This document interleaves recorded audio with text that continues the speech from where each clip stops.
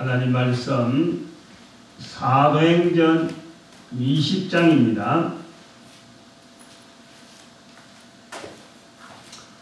사도행전 20장 24절 말씀 한 절만 합독합니다. 사도행전 20장 24절 말씀 다 같이 합독합니다. 시작. 나의 달려갈 길과 주 예수께 받은 사명 곧 하나님의 은혜의 복음 전가하는 일을 마치려 하면은 나의 생명을 조금도 귀한 것으로 여기지 아니하노라. 아멘. 기도드립니다. 하나님께서 사용하여 주시는 사도 바울의 고백이 오늘날 하나님께서 모든 사람의 고백이 되어지기를 원하시는 마음이 있으므로 성령님께서 깨닫게 해주시고 인도하여 주사 선포하는 자를 통하여서 듣는 자들을 통하여서 함께 주의 마음이 전해지는 복된 시간, 그리하여 주의 도구되는 행함으로 인해서 믿음 나타내는 저희들 걸음 되도록 인도하여 주시옵소서. 감사드리옵고 예수님의 이름으로 기도드립니다. 아멘. 사도 바울이라 그러면은 우리가 신약 성경에서도 아주 중요한 그 위치를 차지하고 복음서는 기록을 안 했다 하더라도 복음서 외에 성경을 굉장히 많은 분량으로서 기록이 되어 있는 성경으로 남겨진 그런 그 저자로서 우리에게 알려져 있습니다. 그 행적이 뭐냐? 전도, 원래 본문에 들어 은혜의 복음 증거하는 일을 하셨던 그러므로 우리에게 알려져 있고, 여기 사도행전 본문의 20장에서 나오는 그 내용은 사도 바울이 3차 전도 여행을 마칩니다. 마치고 이제 예루살렘에서 오순절이라고 하는 이 절기, 큰 절기, 이스라엘 백성들이 사도 바울은 유대인이니까 유대인들이 절기의 큰 행사로서 오순절 이 행사가 있으니까 그 절기가 있으니까 그거 지금 그 절기에 맞춰 가려고 16절을 보니까 우리가 20장 16절에 바울이 아시아에서 지체하지 않기 위하여 에베소를 지나 행선하기로 작정하신 이는 될 수 있는 대로 오순절 안에 예루살렘에 이르려고 급히 가고 있는 급히 가는데 뭘 타느냐, 뭘 이용하느냐. 당시에는 육지는 전부 다 걸어 다니는데 배로 가는 배로 가고 급히 가는 거예요. 만약에 그 육지로 갔으면 오순절에 못 갑니다. 배로 가니까 가능한. 그래서 해로를 통해서 지금 가는 중에 에베소에 있는 성도들을 만나야지 하는 계획을 갖고 있다가 만납니다. 만나게 되는데 만나는 장소가 밀레도입니다. 밀레도. 또 15절에 보니까 거기서 떠나 이튿날 기호의 앞에 오고 그 이튿날 사모에 들리고 이 배 타고 이제 간다는 거죠. 들리고 한다는 배가 그 다음날 밀레도에 이르니라. 밀레도에 이르. 이제 바울이 아시아에서 지치 않게 해서 에베소를 지나 행선했다. 에베소를 지나고 밀레도에서 이르고 그 다음에는 그 17절 보니까 바울이 밀레도에서 사람을 에베소에 보내어 교회 장로들을 통했다. 에베소에 있는 사람을 만나고 싶었는데 에베소를 지나고 그 다음에 밀레도에 이르러서 사람을 에베소에 보내가지고 밀레도에 사람을 오게 만들어서 밀레도에서 만났다 하는 그런 내용을 우리가 볼 수 있습니다. 다시 말하면 배를 타고 쭉 가는데 에베소가 먼저 있고 밀레도가 다음에 있어요. 그래서 배를 타고 에베소는 그냥 지나쳐버리고 밀레도에서 배를 내려가지고 에베소에 왔어도 들어갈 수 있었는데 거기를 안 들어가고 에베소를 지나왔는데 밀레도에서 다시 지나왔던 배를 타고는 지나왔지만 그 사람을 일부러 보내가지고 육지로 보내는 거, 육지로. 그럼 더 오래 걸리잖아요. 더 오래 걸리는데, 그거를 안 거치고, 급히 가는 중에도, 급히 가면은, 에베소 들렀다가, 밀레도 들렀다가, 가면 빠진 거예요. 그런데, 그 급히 가는 중에도 불구하고 에베소에 있는 사람을 부르려고 밀레도에서 내려가지고 사람을 에베소 보내. 육지, 더 넣는 거죠. 그렇게 지금 상황이 전개되고 있어요. 근데 꼭 만나고 싶은 에베소 사람. 꼭 만나기는 만나야 되는데 장소를 에베소에서 안 만나고 밀레도에서 만나는 그런 내용을 우리가 보는 겁니다.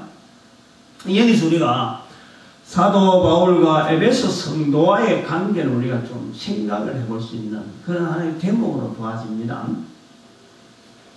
31절에 보니까 에베소 사람들 만나서 하는 이야기 중에 하나가 31절에 그러므로 너희가 일깨어 내가 3년이나 밤낮 쉬지 않고 눈물로 각 사람을 훈계하던 것을 기억하라. 에베소 사람과의 관계는 사도 바울에게는 눈물로 3년을 쉬지 않고 훈계를 했다. 그런 관계라고. 그런 관계인데 지나치면은 지금 급히 가니까 다음에 또 올 수도 있는 거죠. 3차 전쟁 가면은 다음에 또 올 수 있으니까 지나치어서 나도 만나면 되는데 이번에 특별히 만나고자 하는 사도 바울의 심정 지나치가지고 아무것도 알겠지 하고 되는 그런 사이가 아니고 꼭 만나서 내 안부를 알리고 싶은 관계 그 에베소와의 그 성도와의 관계가 그렇다라는 겁니다. 3년 동안 밤낮 쉬지 않고 훈계하던 그런 사이 3차 전쟁을 이제는 마치고 예루살렘으로 가는 길에 장소 밀레도에서 이제 만나게 됩니다. 우리가 여기서 이제 좀 한번 생각을 좀, 우리가 조금 이제 각별하다. 그것까지는 이제 좀 확실한 것 같아. 37절에 보니까 다 크게 울며 바울의 목을 안고 입을 맞추고 이런 사이로 굉장히, 사이는 지금 각별한데, 왜 밀레도에서 만나게 했을까 하는 이 바울의 심중을 우리는 조금 우리가 생각해 볼 필요가 있다라는 겁니다. 23절에 보면은 지금 사도 바울이 그 에베소 사람들 만나서 하는 이야기가 뭐냐면은 오직 성령이 각 성에서 내게 전가해. 지금 각 성을 지금 쭉 걸쳐 놓은 거예요. 성 중심에서 당시에는 도시가 형성됐으니까 그 도시마다 각 성이 있는데 그 성에서 자기에게 전가하기를 지금 이번 여행 가면은 결박과 환란이 기다리고 있다는 거예요. 응? 기다리고 있다는 거예요. 그러니까 이번 여행을 예루살렘에 꼭 갈 거냐? 가지 말라! 라고 하는 사람들이 많이 있다는 거예요. 많이 있는 중에 이 에베소 사람을 꼭 만나야 되겠다는 이 사도 바울의 그 마음에 이렇게 각 성에서 갈 때마다 소문이 나기를 이번에 사도 바울이 가면은 잡힌다. 결박이 있다. 그리고 잡힌 게 그냥 잡힌 게 아니고 환란이 주어질 것이다 하는 그것이 성령님께서 그런단 말이에요. 성령님께서. 그러니까 이거는 꼭 있어질 이야기인데 이 요래 됐을 적에 에베소 사람을 만나긴 만나야 되는데 사도 바울이 밀레도에서 만나는 이유는 에베소에서 만나버리면은 에베소에서 찾아가서 만나면은 사람들이 자기를 안 보내줄 기다. 이런 내용이에요. 에베소 가면은 그 사람들이 아이고 우리 집도 하룻밤 이야기하자, 우리 집도 하룻밤 가자, 우리 집 좀 더 이야기해달라. 뭐 이런 만남의 정을 옛날에 있었던 정 눈물로 훈계하던 그 기억. 또 그리고 지금도 자기를 향해서 눈물로 그 간구하는 그런 사람들이 있는데 에베소에 들어가 버리면은 이 여행을 예루살렘에 가는 이 여행을 못할 수도 있겠다 하는 사도 바울의 생각이 있다. 하지만 시간이 조금 지연되더라도 사람을 보내서 밀레도에서 만나는 것이 이 사람 밀레도는 에베소 사람들에게도 고향이 아니고 타지니까 거기서 붙들고 하거나 그런 건 아닐 거다. 서로 간에 헤어지는 장소가 될 것이다. 그래서 밀레도에 가 3차 전도행, 본인이야 3차인지 2차인지 이렇게 따지고는 하지 않았지만은, 그래도 이번 여행에서 마지막에 예루살렘에 가게 되면은 각 성에서 자기를 결박과 환란이 기다린다고 전가하고 있는데, 에베소 사람인들 그걸 모르겠느냐. 그래서 붙잡아 나면 자기는 이번에 예루살렘 못 간다. 라고 하는 이런 계산에서 밀레도에서 만나게 되는 그 에베소 사람들, 사도 바울이 각별히 만나긴 만나야 되는데,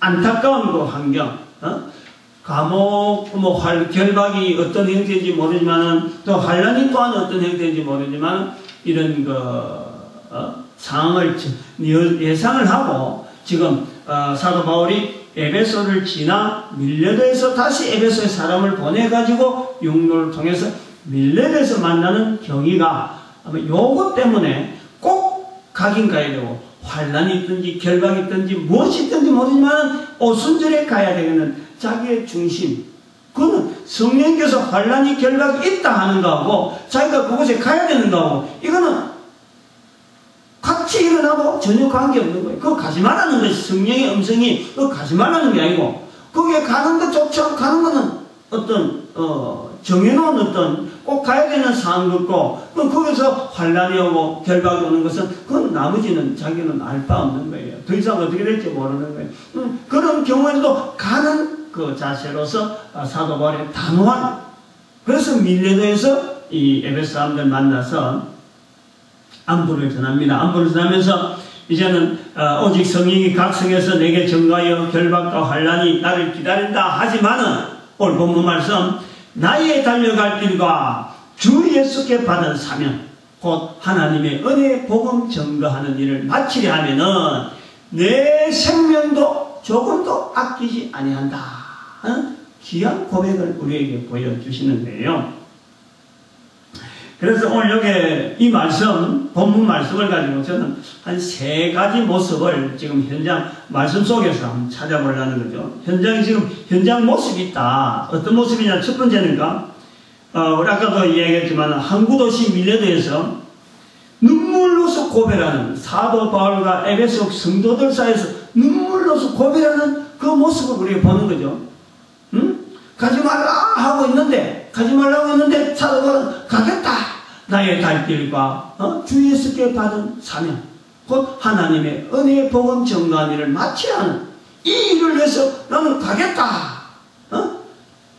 에베소 성도는 어쩌면 안 갔으면 좋겠다 하는 그런 바람이 있고, 그래서 참 눈물로서 사도 바울의 걸어가는 걸음을 지금 어떤 전송하는 그 모습을 바라보고 있는 겁니다. 어쩌면 말이죠, 이 땅에서 피차는 건 생각을 했을 거예요. 그 환경은 이 땅에서 코로 숨을 쉬고 있는 동안에는 다시는 못 보는 사람.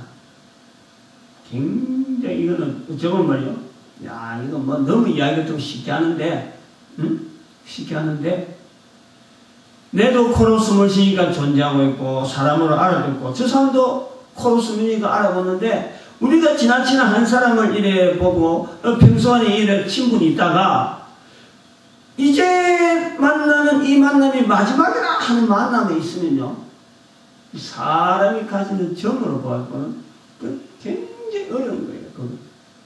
어려운 관계 아니겠어요? 그 시간이 굉장히 어려운 시간. 병원에서 누워서 중환자실에 누워 있습니다. 누워 있으면서 의사는 지금 시간이 얼마 안 남았습니다 하고, 시간이든지 뭐 날짜가 얼마 안 남았다고 말하는 건데, 병문안 갔다. 뭐 자주 갈 수 있는, 만날 수 있는 사람은 있는데, 그 병문안 가서 분명히 죽을 줄 아는 거죠. 아, 저 사람 이제 얼마 안 남았다. 그 만남, 조금이라도 더 기억에 남도록, 기억에 남으려고 서번에 애를 쓰고 있잖아요. 여기서 더 이상 못 만난 생각하면 더 만날 수 있는 장소가 어딘지 기약이 자체가 안 돼 있는 그런 만남을 때요, 참 아쉬울 거예요. 굉장히 우리 아쉬울 거예요. 어느 누군들 그 환경에서 쉽게 발걸음이 떨어지지 않을 거란 말이에요. 그래서 어떻게 하면은 결박과 환란이 기다리는 곳에 가지 않도록 우리 의논도 했을 거야. 어쩌면 좋겠느냐. 에베소 성도는 에베소 성도로 바울하고 따라앉아갖고, 야, 이번 기회에 우리가 몇 명이 오면 특공대 조직해서 막 몸을 들고 달랑 바울을 들고 가자. 뭐 이렇게 말하는 사람도 없잖아 있을 거예요. 근데 바울이 확고하게 에베소를 가려가니까 그걸 미처 실행을 못하는 거고, 만약에 바울이 이런 여분을 봐가 생각해서 에베소에 만약에 도착했다면 틀림없이 뭐 3차 전쟁은 우리가 에베소에서 끝이 나는 거예요. 예루살렘까지 안 갔을 거고, 또 예루살렘에 결박당해서 로마로 후송되는 여러 과정도 뭐 나중에 있었는지 모르지만 그것이 딜레이 되든지 뭐 그렇게 되겠죠. 아무튼 여기서 이 3년간의 눈물로서 봉사하던 그 사도 바울의 그 만남을 통해서 이 에베소 성도와 그 사도 바울의 눈물로서 헤어지는 그 참 어쩌면 절규에 가까운 사람도 있겠죠. 여러 사람 만난 중에 그 중에 뭐 특별한 어떤 거 되면 아마도 절규에 가까운 그런 것도 아니겠느냐. 그러나 사도 바울은 단호하게 떠나는 모습을 우리는 보는 거죠. 그 다음에 또 한 모습에서 우리는 찾아볼 수 있는 것은 뭐냐니까 이 글을 읽는 우리에게서 찾는 두 가지 중에 하나입니다. 이 글을 우리가 좀 읽잖아요. 첫 번째 우리가 이 글을 읽을 때 첫 번째 우리가 우리의 모습은 무슨 모습이냐니까 우리는 용기를 내는 거죠. 용기를. 지금 사도 바울이 힘차게 가는 거예요. 앞에서 성령이 곳곳마다 결박과 환난이 기다린다 하더라도 나의 달려갈 길과 주 예수께 받은 사명 곧 하나님의 은혜의 복음 전가한 일을 마치려 하면은 내 생명을 조금 더 귀한 것을 여기지 않노라 할 때란 말이죠. 이거는 단호하고 결연하면서도 힘차고 어떤 일이 있어 이거는 가야 된다 하는 이런 단호한 모습을 보여주는 모습에서 우리가 힘을 얻는 거예요. 정말 중요한 일이 있을 때는 저런 모습으로 가야 되는구나. 어떤 일이 있더라도 앞에 뭐가 있더라도 저렇게 결연하게 가는 모습을 볼 때 나도 갈 수 있겠구나. 나도 뭔가 참 같이 따라가고 싶은 나도 뭔가 동참하고 싶은 그리고 나도 뭔가 그런 일이 있을 때에는 헤쳐나갈 수 있을 것 같은 힘이 있는 힘이 생깁니다. 어제 우리 전도사님 우리 차에서 말했잖아요. 뜨거운 피가 막 끓어오르는 그런 느낌을 그 24절에서 그러는 거예요. 그런데 지금 이 24절에 말씀하는 사도 바울은 나이가 청년? 노년입니다. 노년. 적어도 60에 가까워. 그런데 불구하고 얼굴에 주름살이 있고 막 울어가면서도 힘은 없어 보이는데도 이런 결론에 찬 이야기를 할 때 보는 우리가 힘이 난다는 힘찬 고백을 합니다. 그런데 이제 이런 것을 말이죠. 전하는 내가 이래 전하는데 다른 사람들이 들으면서 아이고 뭐 사도 바울이니까 그렇지 뭐 사도 바울이니까 나의 달려갈까 주 예수께 받은 사명 뭐 그렇게 말할 수 있겠지 뭐 이렇게 읽고 듣는 관계가 되면 안 된다 말이야. 그거는 전달하는 내가 뭔가 오류가 있는 거죠. 여기에서 우리가 이 말씀을 읽을 때에 듣는 우리가 또 우리가 전달받는 우리가 정말 한결같이 이 사도 바울이 달려가는 이 경험에 받은 사명 앞에 얼마나 결연하게 나가느냐 하는 것을 누구든지 인식을 할 수 있는 그 모습이 우리에게 각자에게 있어져야 되는 모습으로 보이는 거죠. 그것이 우리가 있는 우리에게서 찾아볼 수 있는 첫 번째 어떤 하나의 자세로 보여지는 거죠. 그 다음 두 번째는 뭐냐면 세 번째면서 첫 번째는 밀레도 항구에서 사도 바울과의 떠나는 그 에베소 성도의 관계에서 하나 모습이 있고 두 번째는 그를 읽는 우리가 어떤 모습으로 이 모습을 볼 거냐 하는 첫 번째는 그 확실한 태도 그리고 용기 있는 모습을 우리에게 본다. 그래서 나도 그래 할 만 자신이 있을 것 하는 것을 우리가 좀 느끼보면서 그 다음 두 번째는 뭐냐니까 그 글을 읽는 사람의 두 번째 모습에서 마찬가지 한번 우리가 연결해 보면은 박수치고 힘을 얻는 까지에서 끝이는 게 아니고 하나님의 은혜의 복음 전가한 일을 마치려 하면은 그 결박과 환난 속으로 생명까지도 조금도 아끼지 않는 삶을 내가 보여주는 주인공의 모습 또 다른 주인공의 모습을 우리는 연상을 하면서 그 주인공의 자리에 내가 있어야 되지 않느냐. 내가 그 자리에 있어야 되지 않느냐. 사도 바울의 결연한 모습을 그래 보면서 참 용기가 난다. 용기 난 데까지 해서 박수치고 끝나는 게 아니라 오늘 있는 우리의 삶 속에서 내가 그 모습으로서 주인공으로 나가야지. 내 모습이 돼야 된다면 내 모습이 돼야 되는데 글만 읽는 그래서 끝나고 뭐 그런 일이 있었는갑다 하는 정도 끝나면은 우리는 지금 이 글을 읽어야 돼요. 어떤 의미가 없는 거죠. 지금은 만약에 뭐 또 혹시 뭐 그렇게 예사로 듣고 하다가도 한 번 듣고 두 번 듣고 하다가는 좀 힘이 생긴다. 그럴 수도 있겠지만은 아무튼 원하는 세 번째 그 요소는 뭐냐면 내가 된 내가. 응? 내가 된. 사도 바울은 만단히 성경기를 또 사도 바울이 이랬다라고 할 것이 아니라 바로 이 글을 읽는 어느 누군가는 내가 된 내가 되어서 나의 달려갈 길과 주 예수께 받은 사명 곧 하나님의 은혜의 복음 전가한 일을 마치려 하면은 사도 바울이 그것 같지만 나도 내 생명을 조금도 아끼지 아니하노라 하는 이런 고백하는 사람들이 있어져야 이 성경이 꾸준하게 연결되지. 사도 바울 한 사람은 끝나면 안 된다는 거예요. 용기 주는 사람, 그런 사람 있었다 하는 것 정도로 우리가 알면 안 된다는 거예요. 내가 되야 된다는 거예요. 길을 걷는다 하는 때 어디로 가야 하는지 목적지가 있는 거예요. 길을 걷는다 할 때 길을 이야기할 때는 반드시 길은 목적지가 있습니다. 길은 어디에라는 그 길이 있는 거예요. 그 사람이 가다하는 그런 데는 절대 길이 없습니다. 뭔가가 길이 있다는 것은 그 길 끝에 뭔가 있는 거예요. 길이 있다라는 길 끝에 뭔가 있단 말이에요. 목적지라고 말할 수 있죠. 그런데 때로는 길 위에서 길을 걷는 것처럼 보이지만은 길을 걷는 사람들 중에서도 목적지가 없이 왔다 갔다 안 그냥 가만히 서 있기만 하고 구경만 설설 하고 다니는 사람도 없잖아. 있다. 길 자체가 목적지가 없는 것이 아니고 길 위에 있는 사람이 목적지가 없이 왔다 갔다 하는 사람은 있다라는 겁니다. 그리고 또 혹시 목적지를 두고 있는 이 길을 자기는 이 길이 맞다고 열심히 달리는데 그게 잘못된 길이 될 수가 있다.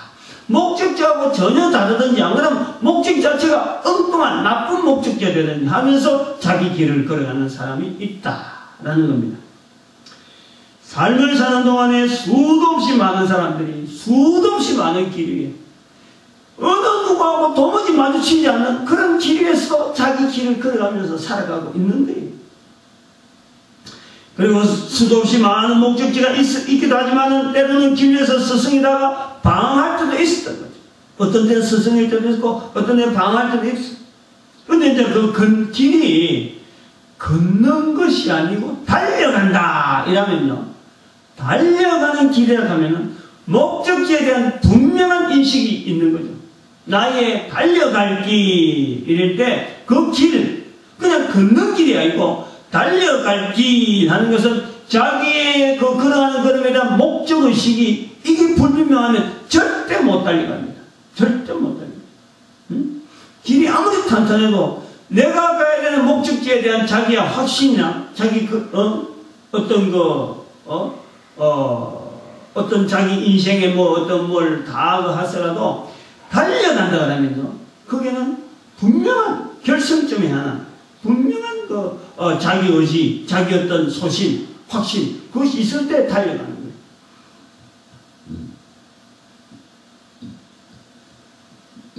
그래서 나의 달려갈 길이라는 것은 다른 말로 하면 인생 여정을 나타낸 표현이라고도 볼 수 있습니다. 나의 인생 여정에서 이렇게 나의 달려갈 길을 다르게 표현해도 된다. 살아간다라는 것은 어찌 보면은 인생길 위에서 걷든지 달려가는 것인지 그래 볼 수 있는데 달려갈 길이라는 이것은 살아가면서 분명한 삶의 자태를 가지고 앞으로 나가는 모습 뒤로 가면서 달려갈 길이나 하지 않으니까 앞으로만 나가는 그 모습으로 우리가 비춰볼 수 있는 겁니다.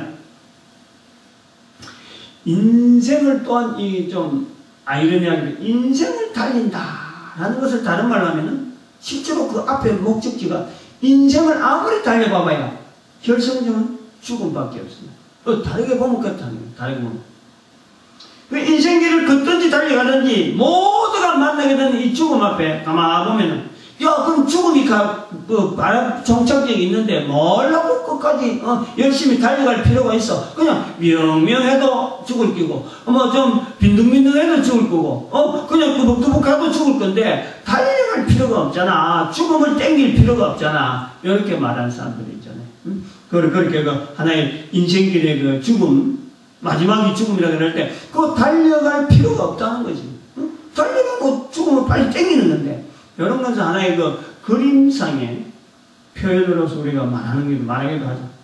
죽음이라는 게 분명히 있다간 인식을 하면서도 달려갈 길은, 인생을 달려갈 필요 없어. 그냥, 뉘엿뉘엿 하다 보면 태평생활을 하다 보도 죽을 거고, 그냥 이런 고생 저런 고생 하면 죽을 건데, 달려갈 필요가 있겠냐. 인생을 단축시킬 필요는 없다. 그런 표현에서 볼 때도 이 달려갈 길이라 할 때는 좀 멈칫한단 말이에요. 그건 또 다른 말 하면은 분명한 목적이 있다. 분명한 달려갈 길이라는 것은 분명한 달려야 될 이유가 있는 그 인생길에 대한 또 다른 표현으로 볼 수 있는 겁니다. 그러므로 오늘 본문에 나오는 이 나의 달려갈 길이라 하는 것은 인생의 종착역이 죽음인 것을 인식을 하는 거예요. 인식을 하는 거예요. 인식을 하면서도 인생의 종착역에 도달하기까지의 인생 여정의 과정을 인생 종착역인 죽음과 비견하면서 죽음이 분명히 있는데 그 죽음을 향해서 나아가는 달려갈 길이라는 것은 내 살아가는 이 인생 여정에서 일어나는 수많은 여러 가지 내용들, 과정들을 죽음하고 비추어보는 거예요. 죽음하고. 마지막 부분에 있는 죽음하고. 인생 여정에서 생기는 수많은 이 각가지의 여러 가지하고 인생의 종착역에 반드시 만나게 되는 그 죽음하고를 비교하면서 다지고 앞에 죽음이 있는데 죽음이 없는 건 죽음이 있는데 인생에 달려갈 길에 죽음을 달려가는데 이 과정 속에 대한 수많은 내용들을 종합해서 정리 다지면서 또한 자기의 과거의 시간들 보낸 시간하고 앞으로 있는 시간하고 그 시간이 얼마가 될지 모르지만 그 시간하고 관계성을 계속해서 비교하면서 살아가는 그 내용을 우리가 또한 나의 달려갈 길이라고 말씀할 수 있다라는 겁니다. 달려갈 길에 대해서는 그렇고 그 정도 하고 그 다음에 주 예수께 받은 은혜의 복음 여기서 이제 의문점을 한번 우리가 표시를 해보려고 합니다. 사도 바울이 참 주 예수께 받은 은혜의 복음 증거하는 일을 마치려면은 했을 적에 주 예수께 받은 일을 여기다 의문점을 표시하는 거예요. 이것은 사도 바울이 주 예수께 받은 은혜가 어떤 은혜냐, 그것이 있느냐 없느냐, 그 진위가 과연 있느냐, 그 가짜냐 진짜냐 요걸 가리려고 하는 것은 아니에요. 의문점이라고 할 때는 그렇다. 다시 말하면 이 성경을 읽는 오늘에 사는 자들이 오늘에 사는 우리가 한 사람 한 사람이 주 예수께 받은 은혜 있느냐는 다시 말하면 주 예수께 받은 사명이 있느냐는 하나님의 은혜의 복음 증거하는 이 사도 바울은 환난과 핍박을 당해도 지금 결박과 환난이 있어도 죽음을 향해서 생명을 아끼지 않는다고 걸어가는 그 걸음 앞에서 이 힘차게 부르짖는 주 예수께 받은 사명이 있다라고 하는데 나는 이 말씀을 듣는 나는 주 예수께 받은 사명이 있느냐? 사명이 있느냐? 그래서 그 사명이 있어서 나의 달려갈 길에 분명하게 죽음하고 지금 얘기를 하면서 내 생명을 조금도 아끼지 않으라고는 죽음 앞에서 조금도 흔들리지 않냐고 달려가면서 그 사명하고 연결해 볼 수 있고 조합해 볼 수 있고 그리고 보낸 시간하고 앞으로 있는 시간하고 그 관계성 속에 그래도 달려가야 되는 내 그럼 앞에 이 사명이 도대체 무슨 관계가 있느냐라고 비교해 보는 내가 그 주 예수께 받은 사명이 있느냐 하는 의문점을 던져본다는 거예요. 사도 바울은 주 예수께 받은 사명이 있다 그러는데, 나 한 사람 한 사람에게는 그 주 예수께 받은 사명이 있느냐? 그거 없이 그러면 교회는 다녀야 되느냐? 한번 생각해 볼 필요가 있습니다. 이제 24절, 본문 24절, 사도행전 2장 24절에서 사도 바울의 나의 달려갈 길과 주 예수께 받은 사명, 그것이 내한테도 있느냐 없느냐, 그것에 따라서 나는 지금 내 길을 걸어가고 있느냐, 달려가고 있느냐, 안 그러면 주저앉고 있느냐, 안 그러면 두리번거리고 있느냐 하면 이런 것도 생각을 해 볼 수가 있는 거예요. 사도 바울은 주 예수께 받은 사명이 있으니까 어쩌면 달려간다라는 표현을 했다면은 나는 달려간다라고 할 수 있는가? 한번 우리가 정리해 볼 수 있는 그런 표현이 아닌가 그래 봅니다. 사도 바울에게는 사도 바울대로 주 예수님께 받은 사명, 하나님의 은혜 복음 증거하는 일을 마치려 하면에 걸리는 환경이 있었어요. 뭐 어려운 일이 없이 사명 하나 받았다고, 하나님께 사명 하나 받았다고, 내가 주 예수께 받은 사명이 이렇다 라고 하면서 그 사명을 가서 무조건 달려만 나가면은 아무런 그치는 게 없는 그런 삶을 살았을까 하는 걸 보는 거예요. 다시 하면은 사도 바울은 복음 전도하는 일만 한 사람이기 때문에 주 예수께 받은 사명 그것이 하나 있으면은 그 좌우에 어떤 것도 생각도 안 하고 그냥 달려간 사람, 아주 길이 척척척 열리고 그 사람 배 타고 가면 무조건 복음 전하는 자리가 되고 성경에 기록되어 있고 어디서 전해도 하니까 그 사람은 어려운 게 하나도 없이 그냥 복음 전가하는 일에만 할 수 있도록 그 사람은 환경이 다 돼 있을 것 같다. 이렇게만 바탕하면요, 그건 오해죠. 성경에 이제 우리가 실제로 기록되어 있지 않지만 실제로 있었던 환경을 우리는 생각해 볼 수가 있는 거예요. 내 삶하고 연결해 보면 얼마든지 가능성이 있는 그런 삶이 있잖아요. 다시 말하면 사도 바울은 하나만, 그 중에 여러 가지 내용이 있지만 그 중에 하나, 병이 있다 하는 것도 있지만 병 있는 거 외에라도 우리가 하나를 볼 수 있는 거예요. 즉 사도 바울은 결혼을 하지 않은 사람, 결혼하지 않으면 복음 전가하기 얼마나 편할까? 이거는 참 너무 이야기예요. 너무 이야기만 할 때는 그런 말 하는 거예요. 결혼하지, 사도 바울이 결혼하지 않고, 그럼 베드로는 결혼했으니까 복음 전하는데 더 어렵나? 결혼하지 않았다, 사도 바울에게 결혼하지 않았다는 것은요, 이거는 복음 전가하는 일에 엄청난 걸림돌이 될 수 있다는 것을 우리가 볼 수 있는 거예요. 우리는 사도 바울의 결혼했다 아니했다 단순하게 그런가 보다 복음 전하려니, 복음 전도하려니 얼마나 오죽하면 그랬겠느냐, 잘했지, 결혼 안 했으니 잘했지 라고 보겠지만은, 결혼 당사자 입장보다는, 결혼이라는 건요, 결혼 당사자 입장보다도 결혼 당사자의 부모들이 더 관심 갖는 거예요. 더 영향을 받는 거예요. 사도 바울이 결혼했다. 이거는요, 자기에게도 분명히 인생 전체에서 영향을 미치는 게 있지만은, 결혼 생활 자체가 그 사람에게 하나의 생활 자체가 되니까 어떤 영향이 되지만은, 실제로 결혼이라는 이 사건 앞에서는요, 본인보다도 주변 사람이 더 영향받아요. 하객이 모이면 얼마나 모입니까? 그 하객이 모여서 바라보고 보고 있는 두 사람은요, 한 사람이 두 사람이 만나서 결혼하지만 거기에서 보이는 영향받는 사람 보면요, 어마어마하게 많은 사람이 영향받고 있어요. 그 중에 제일 많이 영향을 받는 사람이 부모라, 부모. 부모라요. 이번 주 토요일날 사실은 우리 딸이 결혼합니다. 나이가 32살이에요. 그러니까 25, 6째만 해야 돼요. 우리는 좀 일찍 했으니까 좀 늦다 하는 정도만 했어요. 우리는 그 전에 이미 했으니까, 우리 때에서는. 늦다 하는 생각만 가지고 안 되겠나, 그래도. 그랬어요. 근데 설이 툭 돼버렸어. 아이쿠 싶더라고, 그때는. 그래서 주변에 어떤 뭐 결혼했더니 주변에 있는 사람들하고 연결해보면서 어디 결혼 대상자가 될 만한 사람이 있겠나 하는 것이요. 이건 이제 내가 낯서야 되겠다 싶은더라. 아이고, 이제 이거 내가 찾아야지. 이 애들 만나게 되면 안 되겠다. 이러고 30살 때부터 내가 발등에 불 떨어진 듯이 막 주변을 찾아보는 거예요.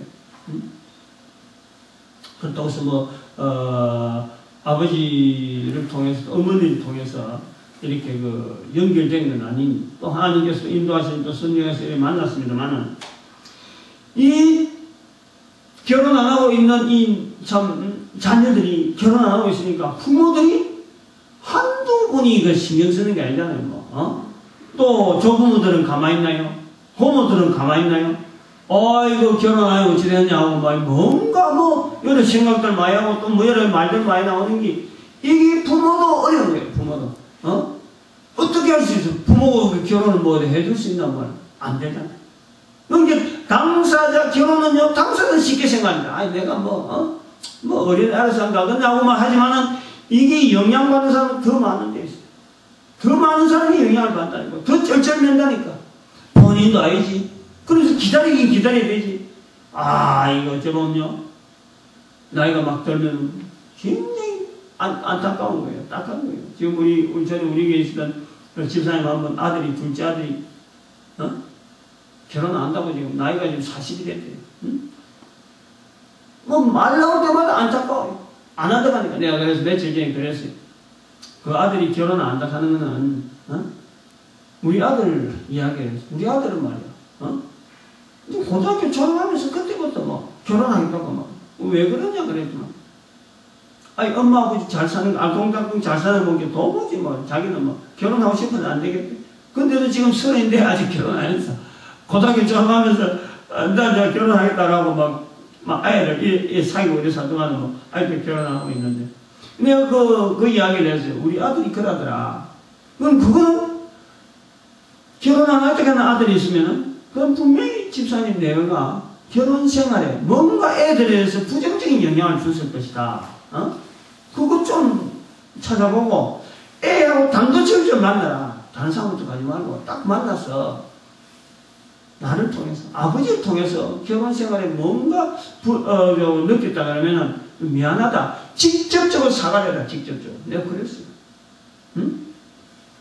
결혼은요, 결혼 당사자 문제가 아닙니다. 다시 말하면 사도 바울이 결혼 안 했다는 것은 부모들에게는요, 가시입니다. 가시. 하나의 가시. 적당할 때 바라보고 있다가, 근데 사도 바울이 복음 전한다고, 결혼할 생각도 안 하고, 오늘은 이 동네, 내일은 저 성에 막 돌아다니고, 에베소로 갔다가 배 타고 막 다니는 이것이 부모 눈에 좋았겠느냐? 형제들이 보고 좋았겠느냐? 얼마나 심했겠느냐? 이 성경에 한마디도 안 나. 성경의 사도 바울의 가문에 대해서요, 그 형제들에 대해서 한마디도 안 나. 그 말은 다른 말로 하면은 아무도 사도 바울을 인정 안 했다는 거죠. 형제들 중에서, 친척들 중에서, 부모들이 아무도 이게 동조 안 했다는 거예요. 그러니까 한마디도 안 나. 로마서의 16장에 그 많은 사람들의 이름이 나오는데 거기에 사도 바울하고 연결되어 있는 친척. 찾아보려면 있겠지만 우리가 좀 몰라서. 그런데 아버지를 소개한다든지 엄마를 소개한다든지 내 형제가 어떻다 이런 이야기는요 한마디도 없어요. 한마디.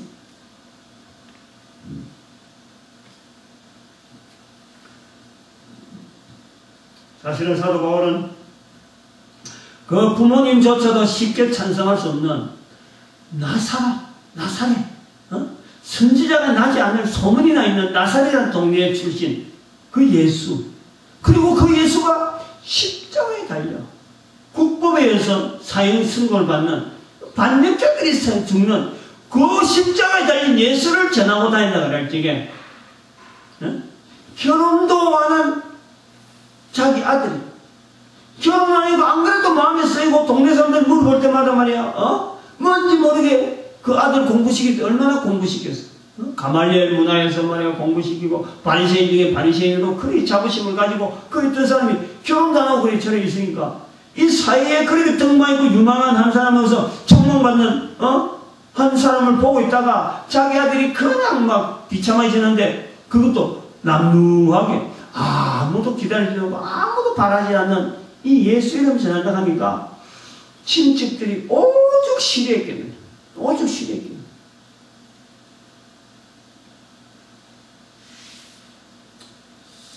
친구들은 또 어떻게? 친구들. 이런 상황 속에서 사도 바울이 자신의 달려갈 길, 인생 항구라고 주 예수께 받은 사명, 하나님의 은혜 복음 증거하는 일을 마치려 하는 이거는요 참 부모, 형제, 친척들, 친구들 다 떠나보내는 가시입니다. 가시. 부모들에게도 가시요 자기에게도 인생의 걸음에서 가시입니다. 지원을 안 받잖아요. 지원을. 전도대를 주겠어요? 뭐 한테 뭐 좀 해줬겠어요? 안 해줘요. 안 해줘요. 인정을 안 해줘요.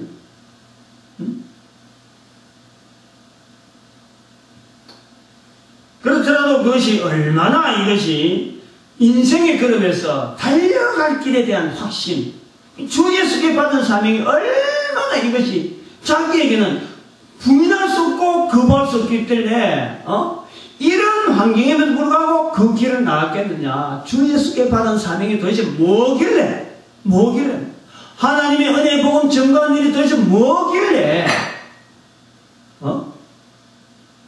그런 상황도 극복하면서 자기 앞에 주어지는 어려운 환난과 핍박, 그 결박이 있다는 것을 감안해서라도 그것을 마다않고 내 생명을 조금 더 아끼지 않아라라고 말할 수 있는 그 걸음이 무엇이냐? 그리고 그것이 오늘날 내게 무엇이냐? 사도 바울만 했어야 되겠느냐? 사도 바울 시대에 사도 바울이 있었다면 오늘 이 시대에 또 다른 하나님 앞에서 받은 사명, 분명히 누군가가 있는데, 분명히 누군가 걸어가야 되는데 옆 사람만 쳐다봐고는 안 된다. 옆 사람 어째 사람 좀 나가주지. 장모니까 안 그러면 집사니까 나는 뭐 평신도니까 뭐 제외되고 이렇게 되어질 그것이 아니야. 그렇다고 해서 우리는 결혼하지 말라는 것이 아닙니다. 친구, 부모, 형제 모두 버리라 하는 것도 아니, 사업도 하지 말고 직장 가지 말라는 것이 아닙니다. 실제로는요, 나의 달려갈 길은요, 누구에게나 가능한 일. 주 예수께 받은 사명, 누구에게나 가능한 거예요. 다른 말로 하면은 67억의 인구가요, 67억의 인구가 다 환경이 같습니다. 그 환경 맞춰가지고 여러 환경 돼야 당신이 달려갈 길이 있다. 주 예수께 받은 사명이 있다. 이런 건 하나도 없어요. 67억의 인구가 모두가 다 한 사람 한 사람이 다 달려갈 길에 주인공이 될 수 있는 거예요. 주인공이 될 수 있어요. 또 다른 말은 67억 인구가요. 뭐 69억이라는 말을 하기도 합니다만, 저 어떤 67억 인구가 동일한 삶을 살아가고 있다는 거예요. 다 틀린 데도 불구하고 또 한편으로는 똑같아요. 나의 달려갈 길이 다 있고 또 주 예수께 받은 사명이 각 사람에게는 다 있을 수가 있어요. 다 환경이 다른 거예요. 그리고 그 과정에 달려갈 길에 죽음이라는 거예요. 죽음. 벗어날 사람이 없잖아요. 67억의 인구가 공통적으로 바라볼 수 있는 환경이 뭐냐? 죽음이라는 거예요. 그 죽음 앞에 걸어가는 이 환경에서요, 내게 주어지는 여러 가지 상상을요, 주어서 모아서 결합해서 여기다 비춰보는 거, 이거요, 누가 못하겠어요? 다 할 수 있는 거지, 다 할 수 있는 거예요. 죽음이라는 앞에 이걸 무시하는 거예요. 이것 자체 누구에게든지. 그리고 자기가 살아가고 있는데 여기서 주어지는 각 사람마다 67억 인구가 겪는 그 환경이 다 틀리는데 요거하고 비춰가는 거예요. 응? 사도 바울만 하나? 내도 해야 돼. 누구든지. 그 나도 하는 중에서 주 예수께 받은 사명, 예수 그리스도를 통해서 이 죽음이라는 부분에서 예수 그리스도를 통해서 해결해야 될 부분, 예수를 통해서 넘어가야 될 부분, 예수를 통해서 누려야 될 부분, 이걸 각 사람이 누리라는 거예요. 누리라. 응? 각 사람이 이걸 가지고 점검해라는 거예요. 점검. 그거 못할 사람이 누가 있겠어? 다 가능하죠. 다 가능. 다 가능. 단지 이제 보고서 다 가능한데 하지 않는 것은 뭐냐? 전에 들은 이야기가 없다는 거예요. 전에 들은 이야기. 응? 이야기가 없으다니까. 그러한 전에 들은 이야기가 없다는 거예요. 바로 이 본문에서 말하는 것은 은혜의 복음 증거하는 일, 전하는 일. 이 일을 안 들어서, 사람들이 안 들어서 그렇다면 내가 해주면 되잖아요. 내가. 응? 못할 일이 없잖아요.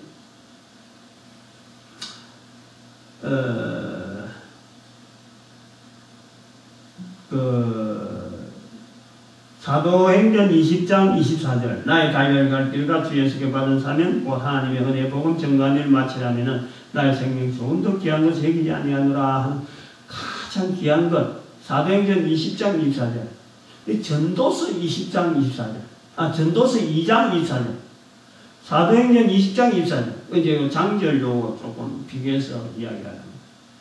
그렇게 보니까 사람이 먹고 마시며 우리가 이 땅에서 사람이 먹고 마시며 수고하는 모든 가운데 뭐가 제일이냐 그러면 심령으로 낙을 누리게 하는 것보다 나은 것이 심령으로 낙을 누리게 하는 것보다 나은 것이 없나니 이것이 어디서 하느냐? 하나님의 손에서 나는도라. 하나님의 손에서. 저는요 이 사도행전 20장 24절에 사도 바울이 고백할 때에 인생에 나의 달려갈 길과 주 예수께 받은 사명하는 이 사명은요 어떻게 보면은 전도서 2장 24절하고 연결되어서 사도 바울이 살아있는 동안에 가장 귀한 일을 뭘로 했을까? 심령으로 낙을 누리게 하는 일을 자기는 하고 싶은 거지. 다른 사람이 심령으로 낙을 누리는 그 일을 낙을 누리게 하는 것. 전도서 2장 24절이 바로 그렇게 심령으로 낙을 누리게 하는 것보다 낙을 누리는 것이 아니고 낙을 누리게 하는 것. 낙을 누리는 것이 아니고 심령으로 낙을 누리는 것이 아니고 심령으로 낙을 누리게 하는 것보다 나은 것이 없는 줄을 내가 알았노니 이것이 어디서 나냐? 하나님의 손에서 난다. 하나님의 은혜의 복음 증거. 하나님의 은혜를 하나님의 손에서 나는 걸로 볼 수 있는 이 어떤 대구절로 저는 봅니다. 그래서 사도 바울이 살아있는 동안에 먹고 마시며 수고하는 모든 환경을 통달하고 그 모든 중심에 심령으로 낙을 누리게 해야 되겠다. 이걸 붙잡는 거예요. 죽음이라는 게 다가오는데 가는데 다른 사람들의 심령으로 낙을 누리게 하는 이 일에 내가 해봐야 되겠다. 그것은 뭐냐? 예수 그리스도 외에는 없는데 예수 그리스도에게는 있더라 이거죠. 응? 예수 그리스도 외에는 연결이 안 되는데 오직 예수 그리스도의 주만이 예수 그리스도로 말미암아 이 일이 되어지겠다. 그래서 예수 그리스도를 붙잡는 거예요. 다른 사람을 심령으로 낙을 누리게 하는 그 일에 키를 발견한 게 키를 구약에 있는 가장 좋은 일, 가장 어떤 일, 그 일을 하는데 바로 예수로 십자가에 달린 예수가 바로 키더라는 거예요. 그걸 이렇게 연결 딱 하니까 다른 자기 몸 도살리고 자기 몸 살피고 이런 시간 다른 사람 우리가 보통 구약에서 사도 바울은 이방인을 위해서 했다지만요 이방인뿐만 아니죠. 지금 여기 보니까 그 19절에 보니까 모든 겸손과 눈물이며 유대인의 관계에 대하여 당한 시험을 참고 주를 섬긴 것과 그리고 20절에 보니까 유익한 것은 무엇이었니? 공중 앞에서나 각 집에서나 끊임없이 너에게 전하고 가르치고 유대인과 헬라인들에게 하나님에 대한 회개와 우리 주 예수 그리스도에 대한 믿음을 증거한 것이라. 먼저 깨달았다는 거예요. 먼저 알았으니까 이것이 어디에서나 무엇이든지 또 어디에서나 전하고 가르치는 이 일이니까 이것을 내가 못 들었으면 못하는 거예요. 그러나 들은 이상에는 할 수 있는 힘이 있는 것이 모든 사람이 다 바라는 것이 죽음. 앞에서의 걸음. 이것에서 벗어날 사람이 아무도 없어. 아무도 없어. 이 분명한 명제에 심령으로 나를 누리게 한다. 요 일이 되어진다면은, 내가 그걸 알았다면은, 내만 누리면 안 되는 거예요. 내만 누리면. 그게 어떻게 내만 누리라고 하는 거예요.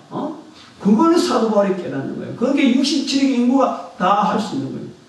뭐 누구는 유대인이니까 안 되고, 누구는 이방인이니까 안 되고, 누구는 헬라인이니까, 이런 것이 아니고 유대인이나 헬라인이나, 응? 지금까지 잘못 걸어왔던 것들 회개하게 만들고, 21절 보니까 유대인과 헬라인들에게 하나님에 대한 회개와 우리 주 예수 그리스도에 대한 믿음을 전가한 것이다. 이것이 바로 하나님의 은혜의 복음. 하나님의 은혜의 복음. 이걸 증거하는 거예요. 증거. 우리에게 주어져 있는 엄청난 이 환경을 우리는 감사해야 됩니다. 이런 말을 들을 수 있는 거. 이런 말을 공공연하게 인터넷이나 여러 환경의 매체를 통해서 얼마든지 접할 수 있다는 것은요, 우리에게 어마어마한 파워가 지금 우리에게 갖춰지는 거예요. 모든 사람이 심령으로 낙을 누리게 하는 이 일을 내가 할 수 있다는 것인데, 엄청난 능력이 엄청. 이것이 그냥 어려운 건가? 뭐 도구가 필요하고 자동차가 필요하고 비행기가 필요하냐? 단순히 복음 증거, 뭐 글로 쓰는 것도 아니고 입만 열어. 입만 열면 입만. 주 예수 그리스도에 대한 요 내용 입만 열어. 쉬운 것 중에요.